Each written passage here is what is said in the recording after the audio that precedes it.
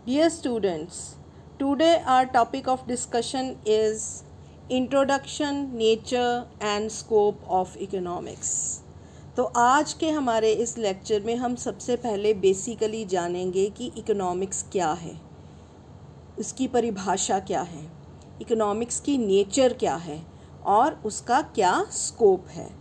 तो सबसे पहले हमें इकोनॉमिक्स की परिभाषा को जानना ज़रूरी है। जब हमारे जहन में शब्द आता है अर्थशास्त्र, इकोनॉमिक्स, तो सिंपली इसका क्या मतलब है। Economics is simply a study of human behaviour. Human behaviour, कौन सा ह्यूमन बिहेवियर? क्योंकि हमारे पास चॉइसेस हैं, we have to make choices. किस में से? क्योंकि हमारे पास साधन, हमारे रिसोर्सेज स्केर्स हैं। हम किसको मेनली अपना रिसोर्स मानते हैं? हमारी इनकम को। तो हमारी इनकम हमारे पास लिमिटेड है और उस लिमिटेड इनकम से ही हमने अपनी बहुत सारी इच्छाओं को पूरा करना होता है। तो इकोनॉमिक्स जो है सिंपली ह्यूमन बिहेवियर को स्टडी करती है, जिसमें कि हमने स्केयर रिसोर्सेज के साथ अपनी अनलिमिटेड वांट्स को पूरा करना होता है। तो एक तरह से इकोनॉमिक्स एक सोशल साइंस है।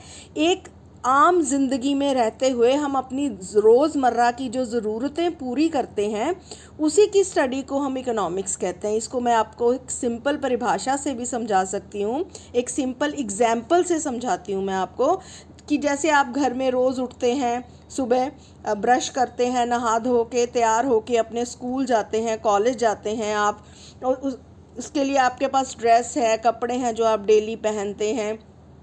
आप जब ब्रश कर रहे हैं उसके लिए ब्रश और टूथपेस्ट का इस्तेमाल करते हैं, वो किसी साधन के द्वारा यानी कि इनकम के द्वारा खरीदी गई है। वो इनकम चाहे आपके पेरेंट्स की भी हो सकती है।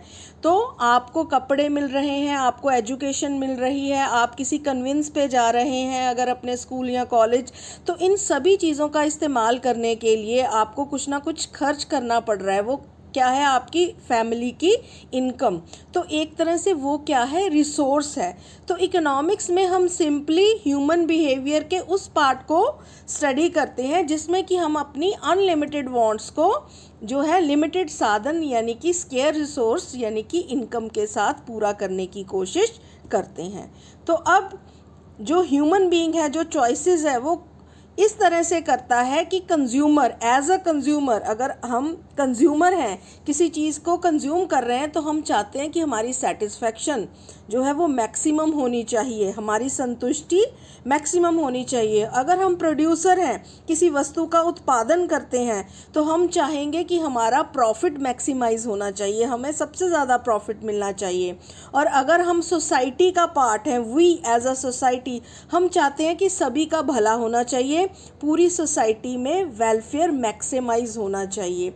तो सभी ह्यूमन बीइंग्स जो हैं अपने रिसोर्सेज को इस तरह से एलोकेट करना चाहेंगे, अपने रिसोर्सेज को उन चॉइसेस के लिए एलोकेट करना चाहेंगे जिसमें कि उनको सबसे ज़्यादा संतुष्टि मिले, उनको ज़्यादा से ज़्यादा सेटिस्फैक्शन मिले। तो दैट मीन्स कि इकोनॉमिक्स में हम ह्यूमन बीइंग के उस बिहेवियर को स्टडी करते हैं जो चॉइसेस लेता है ऐसे रिसोर्सेज को एलोकेट करने के लिए कि उनकी जो सबसे ज़्यादा जो सेटिस्फेक्शन है उनको मैक्सिमम मिल सके। As a consumer satisfaction, as a producer profit में मैक्सिमम सेटिस्फेक्शन, और एज अ सोसाइटी वेलफेयर में। अब हम आ जाते हैं परिभाषा पे, अर्थशास्त्र की परिभाषाओं पर। तो सबसे पहले हमारे पास डेफिनेशन है wealth definition, then welfare definition, scarcity definition and growth definition. Basically हम जो अर्थशास्त्र की परिभाषा है उसको 4 मुख्य भागों में बांटते हैं। तो सबसे पहले हम जान लेते हैं जो हमारी परिभाषा है वेल्थ डेफिनेशन। इस परिभाषा को दिया गया था एडम स्मिथ के द्वारा, जिसको कि हम फादर ऑफ मॉडर्न इकोनॉमिक्स भी कहते हैं। इन्होंने बुक लिखी थी an inquiry into the nature and causes of wealth of nation, जो कि 1776 में पब्लिश हुई थी। तो इस बुक में उन्होंने कहा था economics is a science of wealth. उन्होंने कहा कि इकोनॉमिक्स एक ऐसा विषय है जिसमें कि हम सिर्फ और सिर्फ धन से संबंधित अध्ययन करते हैं। It is a science of wealth. लेकिन इसको बहुत ज़्यादा क्रिटिसिज्म मिला। क्यों? क्योंकि इन्होंने वेल्थ को इम्पॉर्टेंस दी, वेलफेयर को नहीं। इन्होंने ह्यूमन को सेकेंडरी पोजीशन दी और प्राइमरी पोजीशन इन्होंने धन को या वेल्थ के संचय को दी, कि इसमें तो ये ऐसा उभर के आया कि just accumulation of wealth is main important target of human beings, लेकिन वो नहीं है। इसी के बेसिस पे एडम स्मिथ की इस परिभाषा को क्रिटिसाइज किया गया। लेकिन आपने हमेशा याद रखना है कि जब भी इकोनॉमिक्स में शुरुआत हुई है तो वेल्थ डेफिनेशन से हुई है, जिसको कि एडम स्मिथ के द्वारा दिया गया 1776 में अपनी book an inquiry into the nature and causes of wealth of nation में, जिसमें उन्होंने कहा economics is a science of wealth. उसके बाद हम बात करते हैं वेलफेयर डेफिनेशन की, जो कि नेक्स्ट डॉक्टर मार्शल के द्वारा दी गई। अब हमारी जो मेन डेफिनेशन थी उसमें जो मेन क्रक्स था वो था वेल्थ, लेकिन वेलफेयर डेफिनेशन में वेल्थ को नहीं बल्कि ह्यूमन बीइंग को मेन इकोनॉमिक जो है इम्पोर्टेंस दी गई। इस परिभाषा में कहा गया economics is the study of Mankind. एक अर्थशास्त्र एक ऐसा विषय है जिसमें कि हम ह्यूमन बीइंग्स के बारे में पढ़ते हैं in ordinary business of life. आम जनजीवन में अर्थशास्त्र में मैनकाइंड को स्टडी किया जाता है, यानी कि मनुष्य को स्टडी किया जाता है। कौन से मनुष्य को? It examines that part of individual and social action which is closely connected with the attainment and with the use of the material requisites of well-being। अब आपको मैं इसको छोटे छोटे टुकड़ों में बांट के एक्सप्लेन करूँगी। वो कहता है कि इस परिभाषा में कहा गया है कि हम उस ह्यूमन बीइंग को स्टडी करते हैं जिसका कि मुख्य मंतव्य क्या है कि वो अपनी जो मटेरियल रिक्विजिट्स हैं, अपनी जो ज़रूरतें हैं, पदार्थवादी ज़रूरतें हैं, उसको अचीव करे as a social being, as a social individual. इस समाज में रहते हुए वो अपनी ज़रूरतों को पूरा करे। यानी कि अर्थशास्त्र में हम ये पढ़ते हैं कि कैसे एक आम इंसान इस सोसाइटी में रहते हुए अपनी ज़रूरतों को पूरा करता है अपने वेलबींग के लिए, अपना अच्छा जीवन व्यतीत करने के लिए। इसमें जो डेफिनेशन में बहुत इम्प्रूवमेंट थी। क्योंकि इन्होंने वेल्थ के साथ जो है ह्यूमन बीइंग को इम्पोर्टेंस दी है, यानी कि इसमें मनुष्य की ज़रूरतों को, मनुष्य के एक्शंस की बात की गई है। लेकिन इसमें भी क्रिटिसिज्म आया क्योंकि उन्होंने कहा कि इसमें सिर्फ इकोनॉमिक एक्टिविटीज़ की बात की जा रही है जो कि मटेरियल हैं और नॉन मटेरियल हैं। ठीक है, तो वो कहते हैं कि इसमें अभी ज़्यादा ब्रॉड इसमें ह्यूमन बिहेवियर की बात नहीं की गई है, तो उन्होंने सिर्फ एक मटीरियलिस्टिक आस्पेक्ट की बात की गई है। तो इसी बेसिस पे इसको क्रिटिसाइज़ किया गया। और उसके बाद हमारे पास आई स्केर्सिटी डेफिनेशन, जो कि लॉर्ड रॉबिन्सन के द्वारा दी गई थी। उनकी बुक थी an essay on the nature and significance of economic science, जो कि 1932 में आई थी बुक।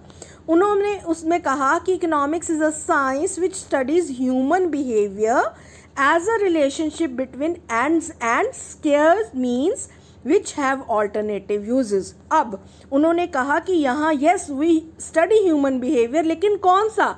जिसमें कि रिलेशनशिप है, संबंध है। किसमें?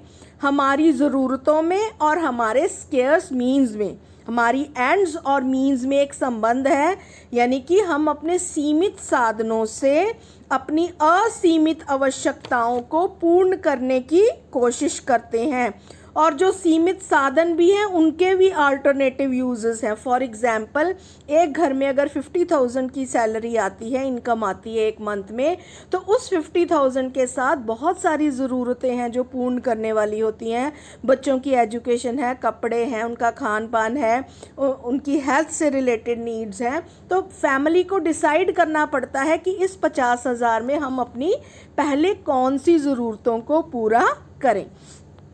तो इसको भी बाद में क्रिटिसाइज़ किया गया, इस परिभाषा को, कि इसमें वैल्यू डिटर्मिनेशन की बात जो है वो ही की गई है और चॉइस मेकिंग की है। इसमें वेलफेयर की कोई भी बात नहीं की गई। तो इस डेफिनेशन को भी क्रिटिसिज्म मिला। उसके बाद बात आती है मॉडर्न इकोनॉमिस्ट ने ग्रोथ डेफिनेशन को दिया, जिसमें कि सैमुएल्सन, पीटरसन, फर्ग्यूसन इन्होंने मॉडर्न इकोनॉमिस्ट ने इकोनॉमिक्स को कहा कि economics is a science that studies those activities of man which he undertakes to maximize his satisfaction by making proper use of its scarce means। यहाँ तक तो हमने बात की है, लेकिन सैमुअल्सन इसको एक स्टेप फर्दर लेके जाते हैं। वो कहते हैं economics is the study of how people and society ends up choosing with or without the use of money to employ scarce productive resources that can have alternative uses to produce various commodities over time। And अब ये addition है, इस बात पर ध्यान देना।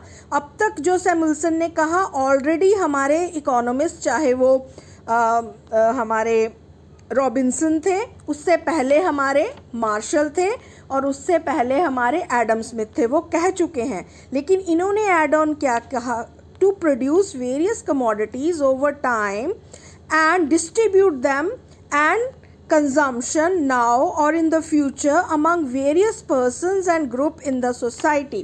यानी कि इसमें रिसोर्स एलोकेशन की बात की गई है कि यहाँ पे हमने बैलेंस बनाना है कि हम अपनी लिमिटेड जो है रिसोर्सेज के साथ अनलिमिटेड वांट्स को इस तरह से पूरा करें कि हमारी जो बेसिक प्रॉब्लम्स हैं वो सारी क्लियर हो जाए और हमारी इकोनॉमी में, हमारे देश में इनकम आउटपुट एम्प्लॉयमेंट का बैलेंस बना के रखा जा सके। यानी कि अल्टीमेटली अब हम एक डिफरेंट एस्पेक्ट की बात कर रहे हैं जिसमें कि हम बैलेंस बनाने की बात कर रहे हैं कि हम अपने लिमिटेड जो साधन है उसके साथ अपनी अनलिमिटेड वांट्स को इस तरह से पूरा करें कि हम जितनी भी प्रॉब्लम्स हैं इनकम आउटपुट एम्प्लॉयमेंट से रिलेटेड उन सब को सॉल्व कर सकें। तो एक तरह से एडम स्मिथ से शुरू होके जो हमारे सैमुअल्सन है इसको एक हायर लेवल तक इस डेफिनेशन को उन्होंने पहुंचाने की कोशिश की है। अब इसके बाद हम नेक्स्ट पार्ट पे आते हैं कि अब हमने 4 परिभाषाओं को स्टडी कर लिया। अब कौन सी परिभाषा बेस्ट है? वेल्थ, वेलफेयर, स्केर्सिटी या ग्रोथ, कौन सी? तो इस कंट्रोवर्सी को ख़त्म करने के लिए सबसे पहले हमें इकोनॉमिक्स के जो है उसको स्कोप को जानना ज़रूरी है। अगर हम इसका स्कोप क्या होती है? सीमाएं, यानी कि ये कहाँ तक फैला हुआ है, इसका सब्जेक्ट मैटर क्या है, इसका नेचर क्या है, इसकी क्या लिमिटेशन है, क्या चीज़ें हैं जो हम इसमें स्टडी नहीं कर सकते। तो स्कोप को जानना बहुत ही ज़रूरी है। तो स्कोप के अंडर ही हमारा नेचर आता है। तो नेचर एंड स्कोप जो कि बहुत ही एसेंशियल पार्ट है हमारा इस टॉपिक का, तो उसको हम स्टडी करने जा रहे हैं। तो स्कोप के अंडर हम सब्जेक्ट मैटर, नेचर और लिमिटेशन पढ़ेंगे, और नेचर के अंडर हम स्टडी करेंगे कि क्या अर्थशास्त्र आर्ट है या साइंस है, कला है या विज्ञान है। तो सबसे पहले बात आती है सब्जेक्ट मैटर ऑफ इकोनॉमिक्स।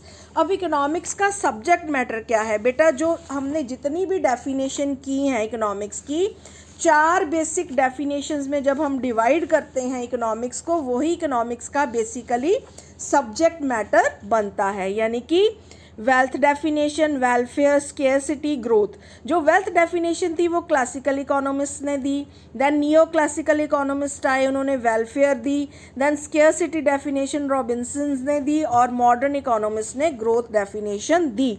तो जैसे कि शुरुआत हुई, हाउस होल्ड मैनेजमेंट को ही इकोनॉमिक्स कहा जाता था, यानी कि ऑक्योस एंड न्यूमेन। तो ऑक्योस हाउस होल्ड, न्यूमेन टू मैनेज। तो इसको हम इकोनॉमिक्स की बेसिक जो ग्रीक लैंग्वेज में इसको हम बाइफरकेट करते हैं। तो उसके बाद वेल्थ डेफिनेशन में जैसे मैंने आपको ऑलरेडी बताया कि किसको इम्पोर्टेंस दी गई? वेल्थ को। देन नियो क्लासिकल इकोनॉमिस्ट ने कहा नहीं, human being is more important, जिसमें कि वो अपनी ज़रूरतों को पूरा करता है। रॉबिन्सन ने कहा ज़रूरतें हमारी असीमित हैं और उनको पूर्ण करने के साधन सीमित हैं। और फोर्थ पार्ट ग्रोथ में सैमुअल्सन ने कहा कि हमने इस तरह से अपनी ज़रूरतों को पूरा करना है कि इकोनॉमी में हम बैलेंस जो है मेंटेन करके रख सकें। तो यही सारा सब्जेक्ट मैटर बनता है इकोनॉमिक्स का। मॉडर्न इकोनॉमिस्ट कहते हैं कि सब्जेक्ट सब्जेक्ट मैटर को इकोनॉमिक एक्टिविटीज़ के बेसिस पे हम बेसिकली 4 भागों में बांट सकते हैं।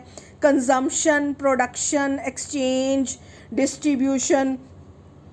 इसमें जो है जो इन्वेस्टमेंट है ये भी इसका एक बहुत ही इम्पॉर्टेंट पार्ट है। तो हम जितनी भी इकोनॉमिक एक्टिविटीज़ करते हैं, चाहे वो हम रॉ मटेरियल को फिनिश्ड गुड्स में कन्वर्ट करने की एक्टिविटी करते हैं जिसको कि हम प्रोडक्शन कहते हैं, वो इकोनॉमिक एक्टिविटीज़ का पार्ट है, तो इसका सब्जेक्ट मैटर है। Similarly as a consumer we want to satisfy our utility, that is a part of subject matter of economics. Similarly economy में हम इन्वेस्टमेंट करते हैं, चाहे वो फिज़िकल कैपिटल में हो, चाहे ह्यूमन कैपिटल, जैसे कि आप अपनी एजुकेशन को इम्प्रूव कर रहे हो, तो ये सारी इन्वेस्टमेंट्स जो हैं चाहे फिज़िकल हैं चाहे ये ह्यूमन है। सिमिलरली हम एक्सचेंज में हम गुड्स को कंज्यूम करते हैं, गुड्स को एक्सचेंज करते हैं, सर्विसेज को एक्सचेंज करते हैं, चाहे वो डॉक्टर की हैं, इंजीनियर की हैं, टीचर की हैं। तो सिमिलरली हम प्रोडक्ट प्राइसिंग और फैक्टर प्राइसिंग करते हैं, डिस्ट्रीब्यूशन में हम करते हैं। तो ये सारी जो एक्टिविटीज़ हैं these are the subject matter of economics, अगर हम मॉडर्न इकोनॉमिस्ट के पॉइंट ऑफ व्यू से देखें। अब उसके बाद जब हम इकोनॉमिक्स को बेसिकली इकोनॉमिक एक्टिविटीज़ में डिवाइड करने के बाद हम इकोनॉमिक्स को 2 बेसिक पार्ट्स में स्टडी करते हैं, micro economics and macro. Micro economics जिसमें हम इंडिविजुअल डिसीजन मेकिंग यूनिट्स को स्टडी करते हैं, और मैक्रो इकोनॉमिक्स में हम सारी की सारी इकोनॉमी को as a unit, study of economy as a whole देखते हैं। तो this is the subject matter according to the modern economist.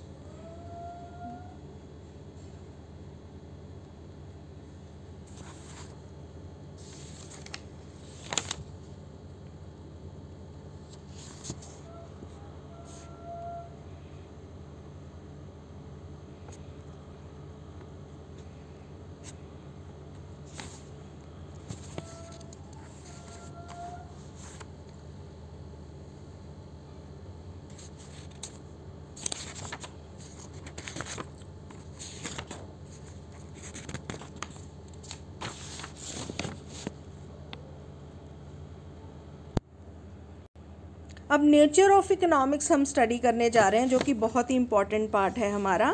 Nature में हम ये जानेंगे क्या इकोनॉमिक्स विज्ञान है या एक कला है।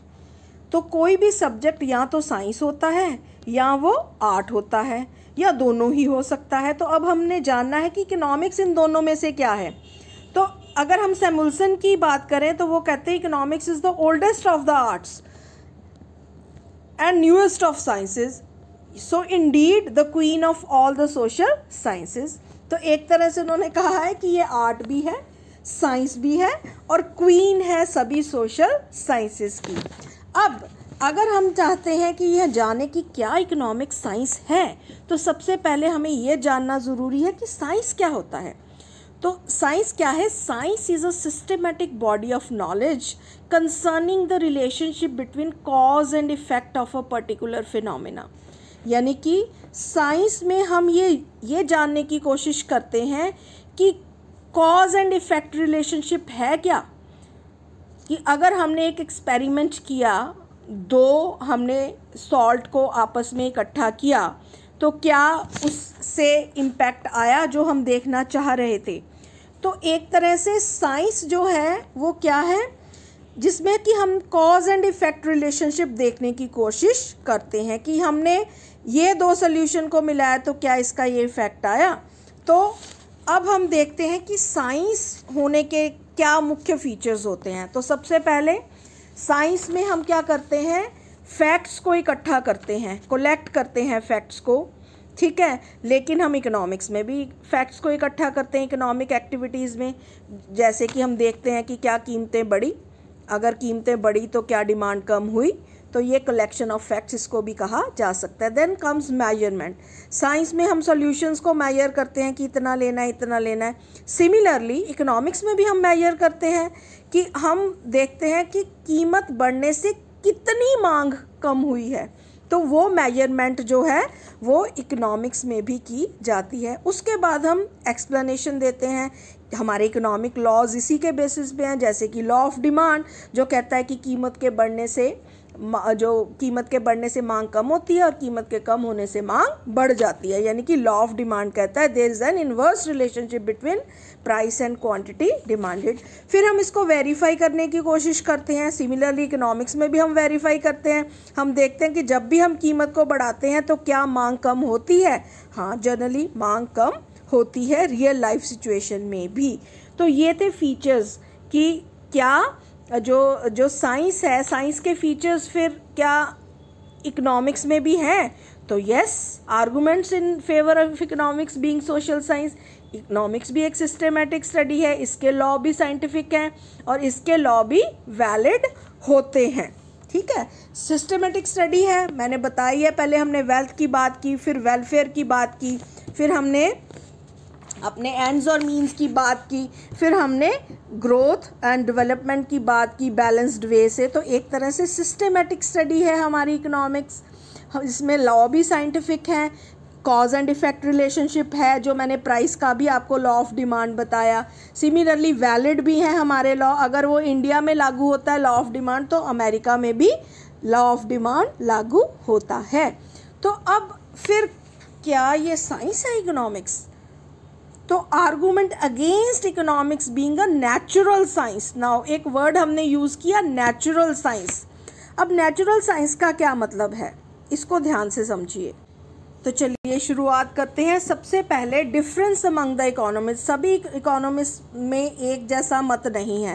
वो कहते हैं कि इकोनॉमिक जो है वो नेचुरल साइंस नहीं है, इसके लॉज एग्जैक्ट लॉज नहीं है। जैसे कि लॉ ऑफ ग्रेविटेशन है, जो कि कहता है कि किसी भी चीज़ को ऊपर फेंकेंगे तो वो नीचे आएगी अपने आप ग्रेविटेशनल पुल के साथ। इकोनॉमिक्स में भी लॉ ऑफ डिमांड कहता है कि कीमत बढ़ेगी तो मांग नीचे आएगी, लेकिन एक्सेप्शंस आर ऑलवेज देयर। अगर किन कंडीशंस में? अगर हमारी इनकम, फैशन, हमारे टेस्ट में कोई चेंज नहीं आता, सब्जेक्ट टू द कंडीशन है, तो that means law of demand exact law नहीं है। Similarly universal laws, natural sciences के लॉज जो हैं वो यूनिवर्सली एप्लीकेबल हैं, लेकिन इकोनॉमिक्स के यूनिवर्सली एप्लीकेबल हर जगह, हर स्थान पर वो सेम लॉ एप्लीकेबल नहीं होता। सिमिलरली जो हम साइंस के लॉज हैं उनको हम लेबॉर्ट्री में जाकर हम उसके ट्रुथ को वेरीफाई कर सकते हैं, लेकिन इकोनॉमिक्स के लॉज के लिए ऐसी कोई भी जो हमारे पास लेबॉर्ट्री एग्जिस्ट नहीं करती जहाँ पे जाकर कि हम इसको वेरीफाई कर सकते हैं। अब नेक्स्ट क्वेश्चन आता है कि is economics only a positive science और अ नॉर्मेटिव साइंस? तो सबसे पहले ये जानो कि पॉजिटिव साइंस क्या होती है। पॉजिटिव साइंस का मतलब है कि व्हाट इज, क्या है, और नॉर्मेटिव साइंस क्या है, व्हाट ऑट टू बी, क्या होना चाहिए। तो क्या है एट प्रेजेंट, क्या सिचुएशन है? यस, इकोनॉमिक्स इसको बताती है कि what is the present situation. At present prices कितनी है, इन्फ्लेशन कितनी है, पॉवर्टी कितनी है, अनएम्प्लॉयमेंट कितनी है। तो इन क्वेश्चंस का जवाब देती है, यानी कि इकोनॉमिक्स जो है पॉजिटिव साइंस है, जिसमें कि हमें अब इन सवालों का जवाब मिलता है। Next, is it is a normative science, यानी कि व्हाट ऑट टू बी, क्या होना चाहिए।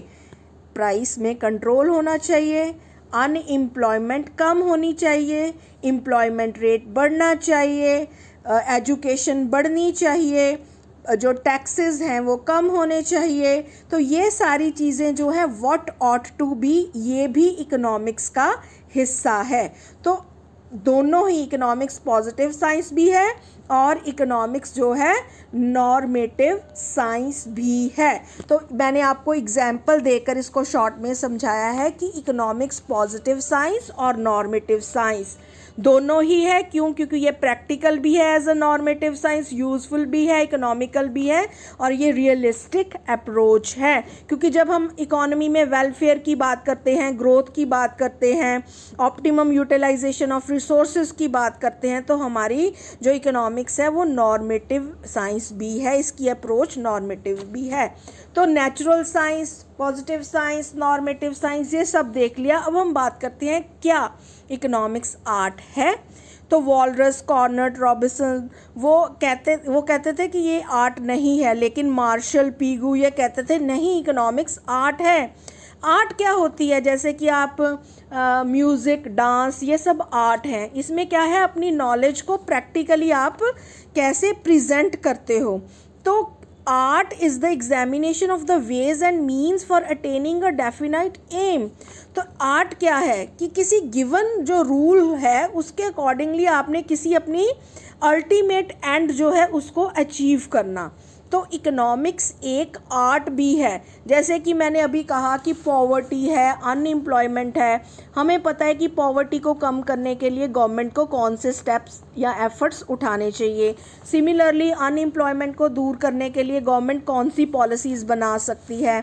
तो आर्ट क्या है कि गवर्नमेंट कैसे उन प्रॉब्लम्स को सॉल्व करे।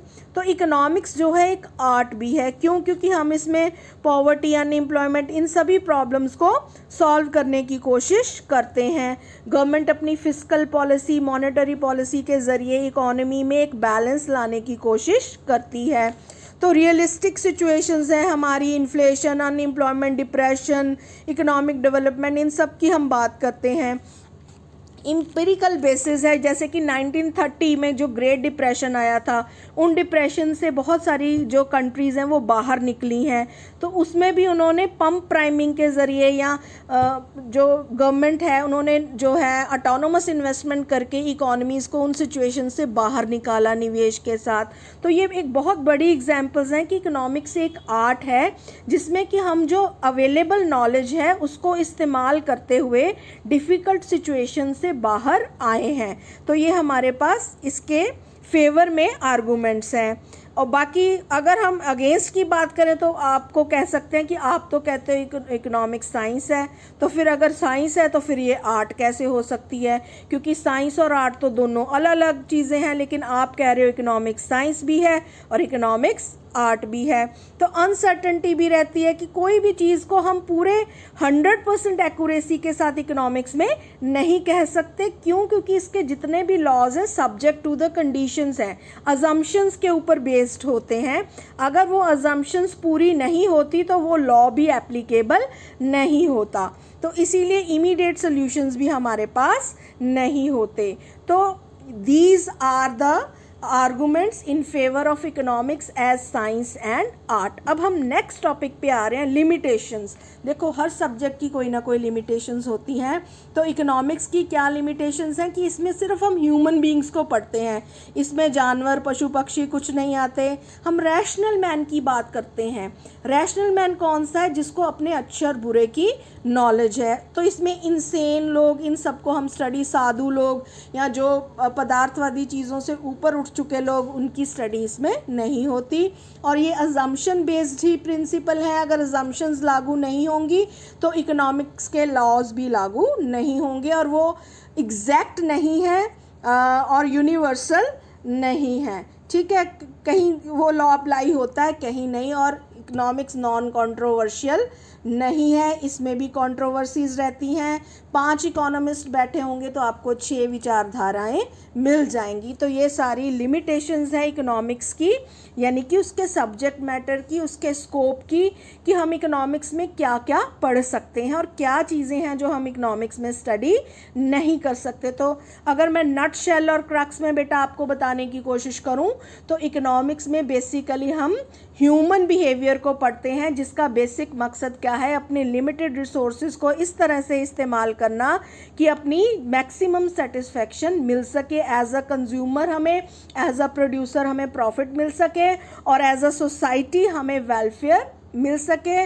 और as a point of macro level पे इकोनॉमी के पॉइंट ऑफ व्यू से देखें तो हमारी हमेशा इकोनॉमी ग्रो करे, उसमें इक्विलिब्रियम बना रहे, इनकम एम्प्लॉयमेंट की अपॉर्चुनिटीज़ बढ़ती रहें, लोगों में रोज़गार मुहैया हो, कीमतें स्थिर रहें और हमारी इकोनॉमी ग्रो करे। तो basically these are the crux of this today's topic. तो ये था हमारा nature and scope of economics. All the best, thank you.